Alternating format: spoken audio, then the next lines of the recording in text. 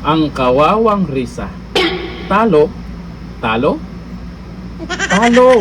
O sa balita, kakapasok lang na balita.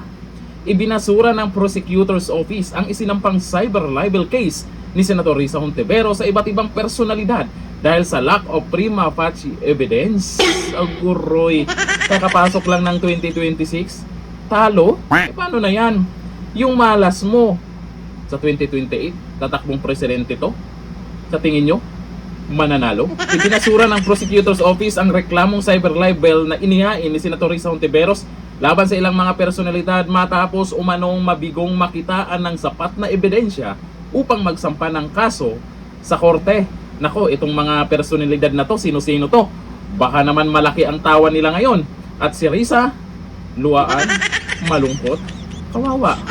Batay sa resolusyon ng National Prosecution Service ng Department of Justice, walang prima facie evidence na magpapatunay na ang mga pahayag ng mga nirereklamo ay ginawa ng may aktwal malis, isang mahalagang elemento sa kasong libel.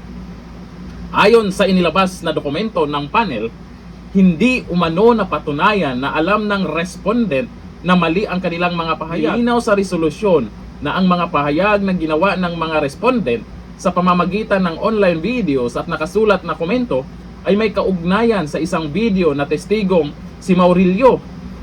Nakaraan po yan, yung inilabas na testigo, siyempre may mga nagre-react. Sa naturang video, umatras si Maurilio sa mga naunang pahayag at iginiit na siya umano na impluensyahan upang tumestigo.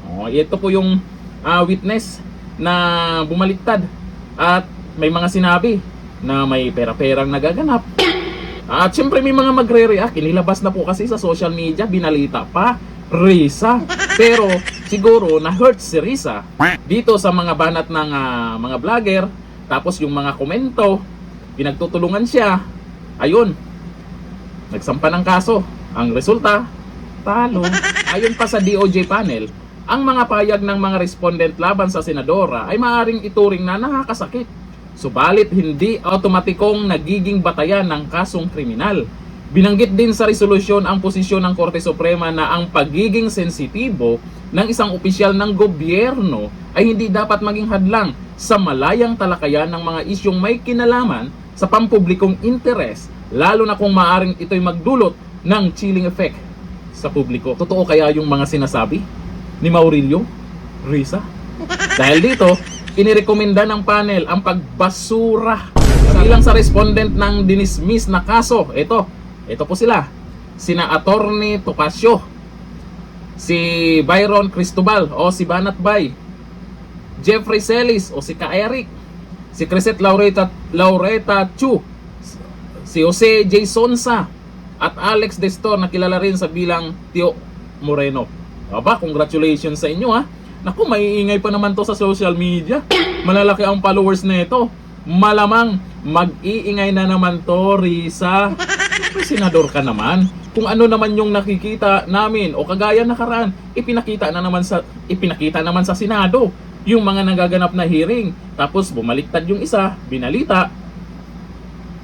Etong mga kilalang vlogger nag-react at may mga sinasabi. Paano yan? Panalo sila.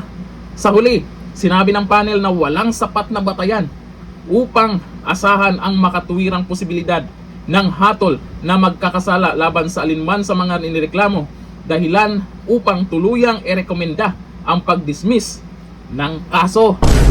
Risa, congrats sa mga matatapang na mga personalidad dyan na patuloy na pinaglalaban, na patuloy na nagyayaw-yaw dyan para sa katotohanan. At bandang uli naman, kahit kasuhan ka ng kasuhan, kung wala namang sapat na ebidensya, bandang uli, sino ang napahiya? Sino ang kawawa? Pag nahi-hurts kasi, tahimik na lang. Para yung issue, hindi magtuloy-tuloy. Ngayon, yung issue na to, yung tungkol kay... Kanino yon? Yung tungkol kay Maurilio, nako, mapag-usapan na naman yan, Risa. Kawawers. Sa mga pink ina, anong masasabi nyo dito sa kaso ni Risa Hontiveros? At ito ang resulta. Talo siya. Hanggang dito na. Thank you. Bye-bye.